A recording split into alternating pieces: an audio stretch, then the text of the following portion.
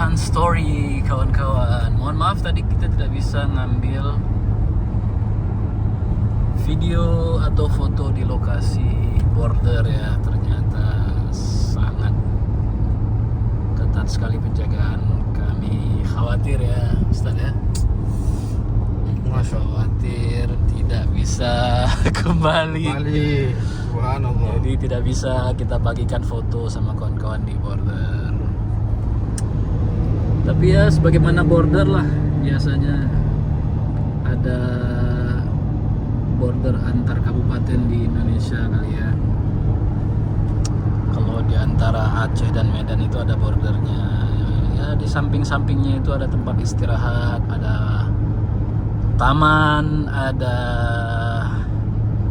toko kelontong, ada kantor imigrasi, ada masjid, ada toilet, ada pengamanan ya, skala antar kabupaten. Kalau ini skala negara juga ada pemeriksaan paspor dan lain-lain, begitu kawan-kawan. Jadi kita tadi kembali juga. Untuk kembali ke Doha, kita juga harus punya surat clearance ya. Dan bahwa kita sudah melapor, kita tidak jadi berangkat ke Saudi, tapi kembali ke Doha karena tidak punya visa saja. Tapi kawan-kawan yang punya visa Arab Saudi ya, dan ya GCC lah khususnya, Gulf Country Corporation, atau punya visa Amerika atau punya visa UK, itu bisa dapat single entry di sini, gitu kan? Ya. Kalau tidak punya, assalamualaikum. Kalau tidak punya, ma'assalamah. Ma'assalamah. Wabillahi taufiq wal hidayah. Ma'assalamah fi safarikum. Fi safarikum. Mantap. Saya Burhan dan ini narasumber kita nih. Jadi nama gua nih sekarang udah menjadi narasumber. Narasumber yang tidak asing lagi adalah Al-Ustaz Muhammad Faqih. Mantap. Muhammad Hakim Al-Faqih. Al-Mantap. Al-Mantabi. Kita sekarang kembali pulang ke Doha, kawan-kawan. Mantap. Ini adalah jalan menuju ke kota Doha. Ini 84 km maksudnya apa, Ustaz? Enggak tahu. Berarti 84 km lagi ya? Iya, kira-kira. Kiri kanan kulihat banyak pasir. Tidak ada pohon cemara, Ustaz. Kiri kanan kulihat saja.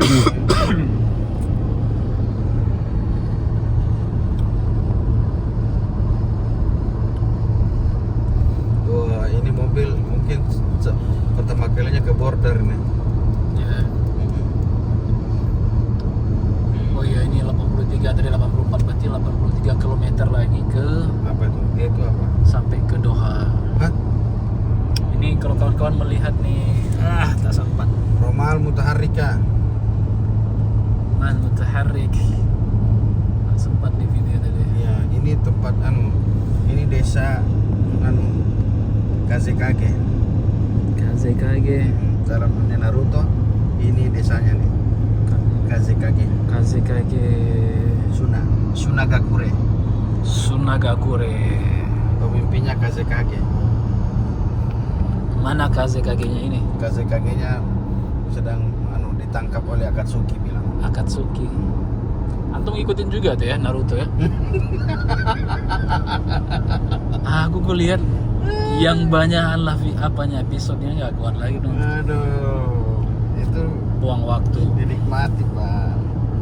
Dinikmati Tidak dinonton sekaligus. Nah, alur ceritanya mantap tuh. untuk orang yang ya banyak waktu luang lah kayak antum.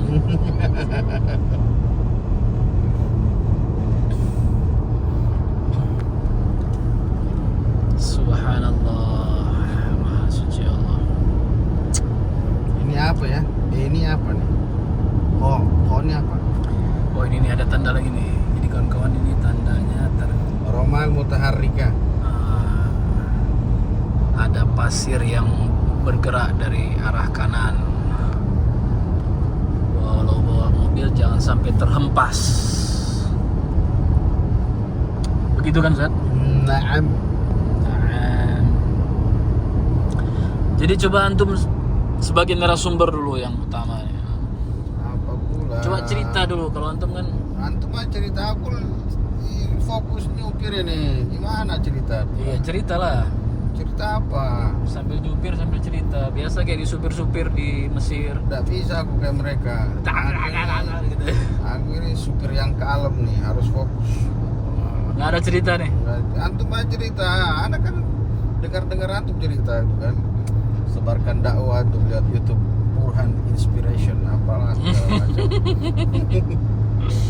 Cerita aja. Luar biasa. Aku fokus nyupir aja nih. Kita ceritalah kawan ya, ngalur ngidul nggak apa-apa lah ya, daripada ngalur ngidulnya nggak jelas. Makanya. Lebih baik Kalau kita nggak nih, apa tuh Bruno Mars ini, mainkan dulu.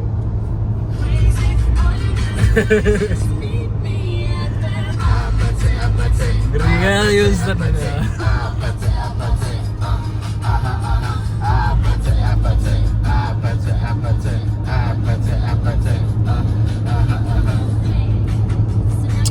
Jadi kawan-kawan kita mau cerita tentang beberapa waktu yang lalu kita sudah bahas bahwa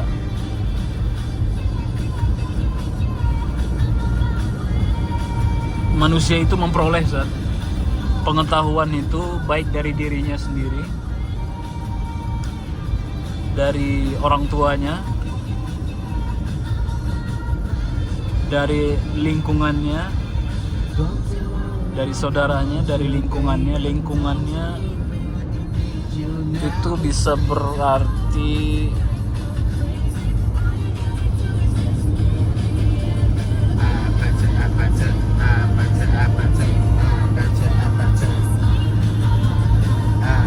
bisa dari bahan bacaan ya, bisa dari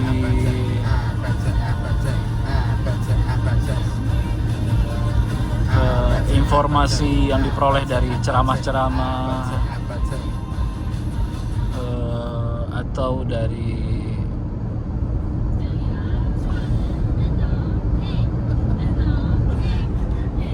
dia sangat suka sama Bruno Mars.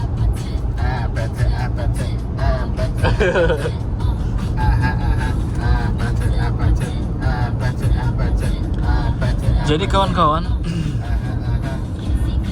informasi yang diperoleh baik oleh diri sendiri, dari orang tua, dari keluarga, dari lingkungan, itu semua setelah mengalami masa yang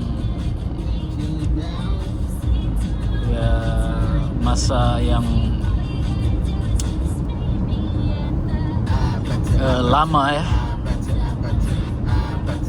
dia akan menjadi kebiasaan.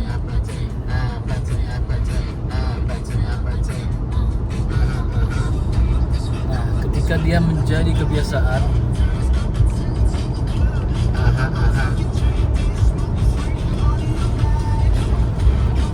maka dia akan menjadi adat.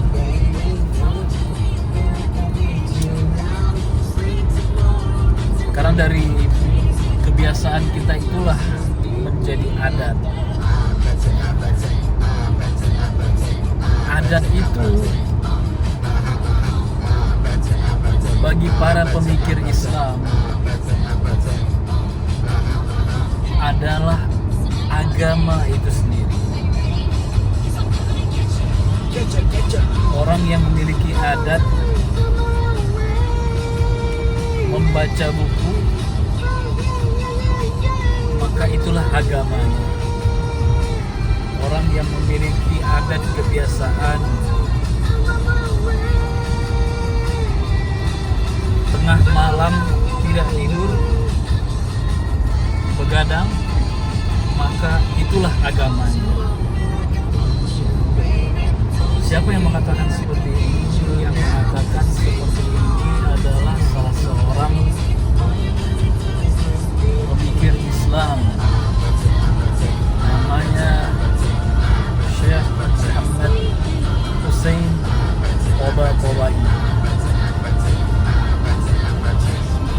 Syekh Muhammad Hussein, saya nggak tahu Syekh atau Sayyid ya. Sayyid Muhammad Hussein Tabatabai. Dia mengatakan pengetahuan yang kita peroleh dari diri sendiri, pengetahuan yang kita peroleh dari orang tua, dari keluarga, dari lingkungan, itulah yang kemudian membentuk kita dalam cara berpikir, membentuk kita dalam cara berbicara, membentuk kita dalam cara menyelesaikan masalah, membentuk kita dalam berperilaku. Itulah sebenarnya agama kita. Yang ingin dikatakan oleh Sayyid Muhammad Hussein At-Tabatabai adalah bahwa adat seseorang itulah agamanya.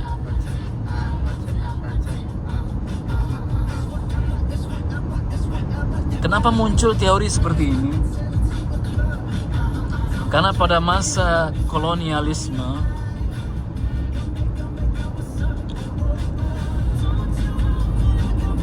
para misionaris dan para orientalis ya, yang ikut bersama para penjajah kolonial, mereka ingin memisahkan antara adat dan agama. Agama yang dimaksud sini adalah Islam. Ini adalah upaya bagaimana melakukan politik defeat et impera. Jadi memisahkan antara golongan adat dengan golongan agama. Tidak hanya terjadi di Indonesia pemisahan antara golongan adat dan agama, sebagaimana kita lihat dalam sejarah Perang Padri. Itu adalah perang antara orang agamawan dengan kaum adat yang ada di Sumatera Barat. Atau perang Cumbuk, perang yang terjadi di Aceh antara golongan Hule Balang atau para keturunan penguasa daerah, penguasa raja di daerah, dengan kelompok golongan para ulama.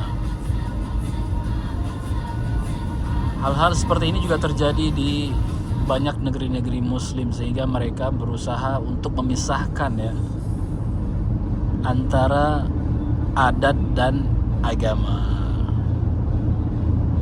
Kontra dari pandangan ini, makanya lahir konsep oleh Sayyid Muhammad Hussein At-Tabatabai bahwa adat itu adalah agama. Konsep ini juga dipakai di beberapa tempat di Nusantara, salah satunya di Sumatera Barat, adat basandi syara, syara basandi kitabullah. Itu artinya apa? Sendi dari adat itu adalah hukum Islam, sementara sendi dari hukum Islam itu adalah kitabullah. Ibarat tubuh ada sendi-sendinya, maka ketika sendinya tidak ada, dia tidak akan bisa bergerak. Iya. Kalau di Aceh itu ungkapan yang sering digunakan itu adalah adat non agama lage zat ngan sifat. Adat dan agama itu seperti zat dengan sifat. Hanjit Mecri tidak bisa dipisahkan. Ya.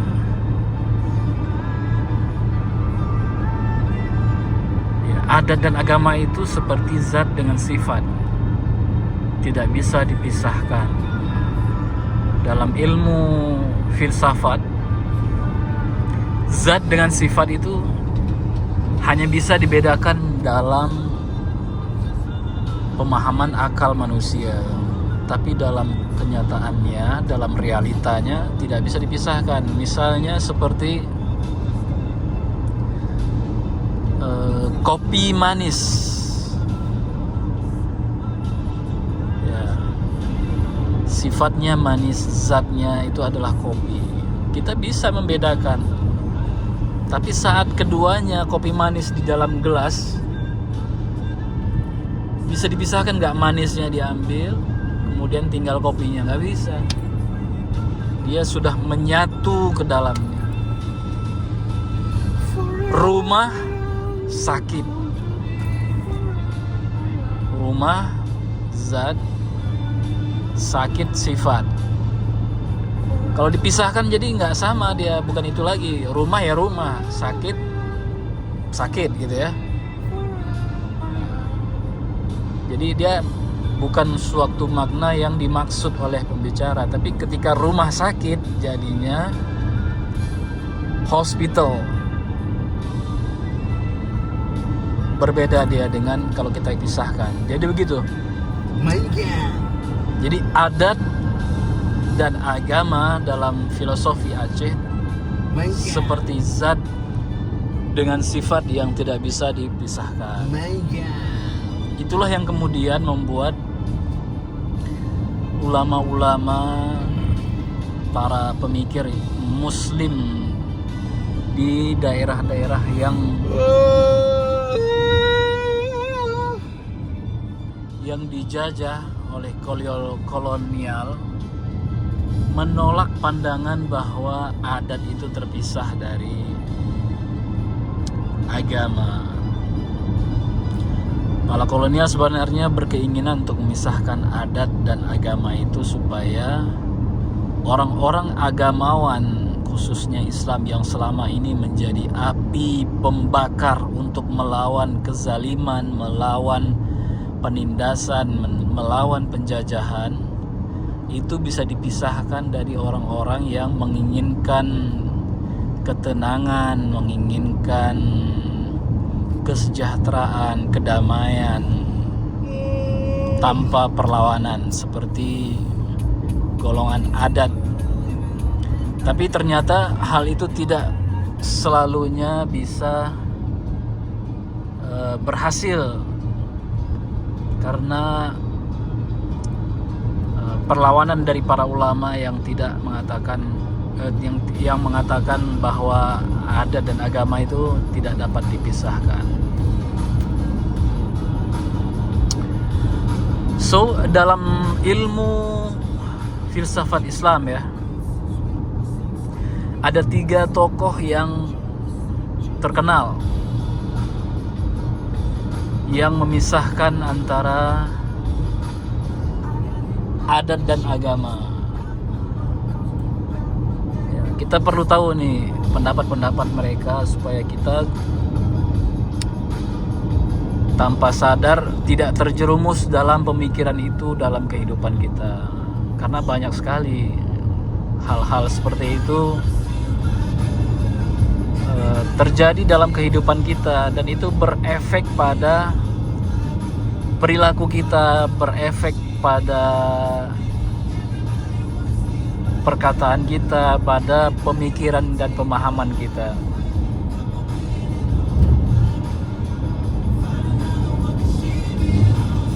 Yang pertama itu namanya adalah William James. William James itu mengatakan bahwa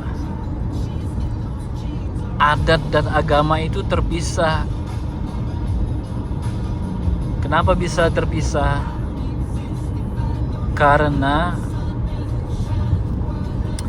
agama itu hanya dikhususkan kepada orang yang memiliki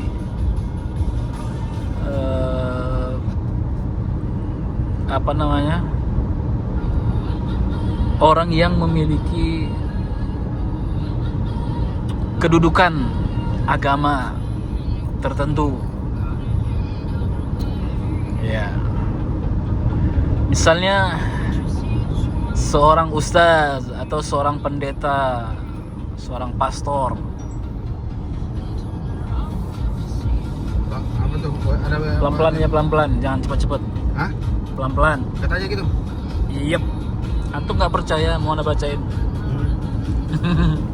Tapi begitu isinya. Iyalah, kan masuk juga kemari. HP kita kan dalam satu grup. Mana sih? Udah maghrib ini. Jadi begitu. William James itu mengatakan bahwa agama itu hanya untuk tokoh-tokoh tertentu saja. Agamawan begitu. Tokoh-tokoh rohani saja itu agama. Sementara adat tidak, bukan untuk mereka. Bisa dilihat ya kawan-kawan perbedaannya itu ya. Agama itu hanya kepada seorang ustadz, seorang muallim, guru. Sementara yang bukan ustadz, bukan pastor, bukan pendeta itu tidak disebut dengan agama. Dia memisahkannya dengan karena faktor individual gitu, seperti itu kawan-kawan. Nah, pemahaman seperti ini kemudian melazimkan pemahaman berikutnya. Oh, saya kan bukan ustadz, saya bukan pendeta, saya bukan seorang guru agama, maka saya tidak berhak menjalankan agama, tidak mesti menjalankan perintah agama. Saya hanya manusia biasa. Saya hanya seorang pedagang.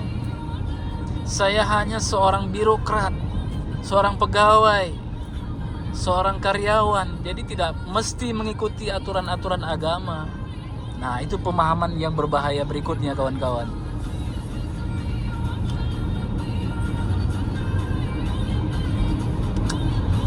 Jadi ini yang kemudian menyebabkan banyak orang-orang yang tidak menyandang status sebagai seorang ustadz, sebagai seorang mubaligh, sebagai seorang pendeta, sebagai seorang pastor, merasa tidak perlu mengamalkan ajaran agama. Kenapa? Ya, karena pemahaman dari William James ini yang tanpa sadar telah merasuk dalam pemikiran dan pemahaman seseorang. Nah, ini sangat berbahaya sekali. Sementara itu, itulah yang menjadi kebiasaannya. Itulah yang menjadi adatnya setiap hari, bahwa saya tidak perlu beribadah, saya tidak perlu salat, tidak perlu puasa, tidak perlu zakat, tidak perlu berbuat baik. Hidup ini hanya sebentar. Jadi saya tidak perlu ikut itu apa yang kata ulama. Kenapa? Astagfirullahaladzim. Ya karena pemahaman seperti ini. Agama itu hanya untuk ustadz-ustadz, untuk para pendeta, untuk para pastor, untuk para soho guru agama yang lainnya.